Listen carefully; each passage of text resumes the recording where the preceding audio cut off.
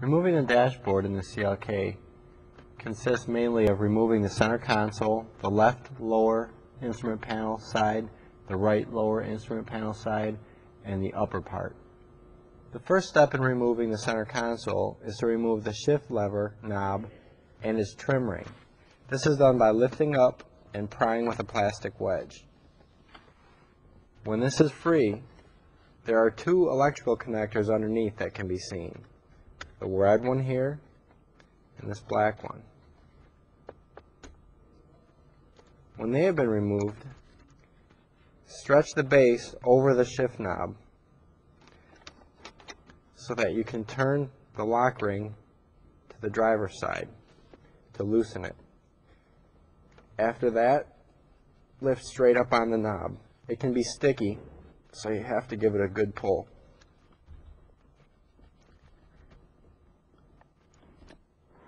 The center console wood trim is removed by, first of all, opening the ashtray and grabbing it by the front edges and pulling straight up. It's a tight fit, so be careful when it comes loose so it doesn't go flying. Then we can lift it straight up over the shift knob and remove the one electrical connector.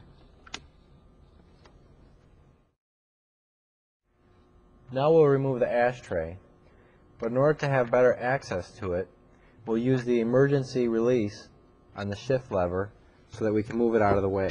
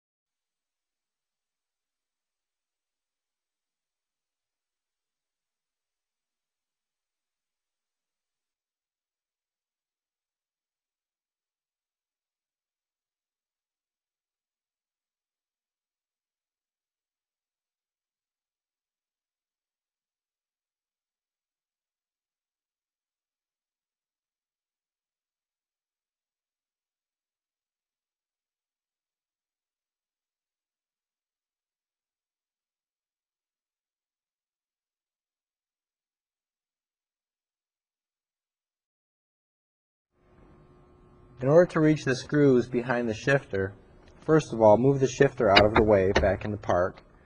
And second of all, remove the small control unit that is blocking one of the screws. This is done by loosening the screws 2 or 3 turns and lifting it out of the way. Now that the control unit is out of the way, the 2 screws can be removed.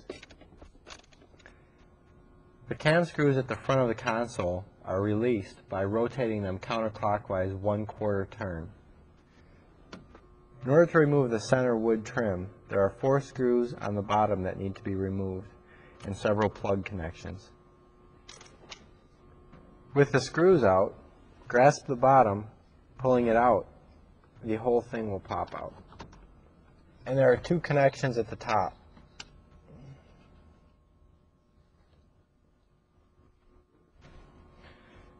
Now the center console can be removed from the vehicle by lifting it up at the rear and pulling straight back. The plug connections are now evident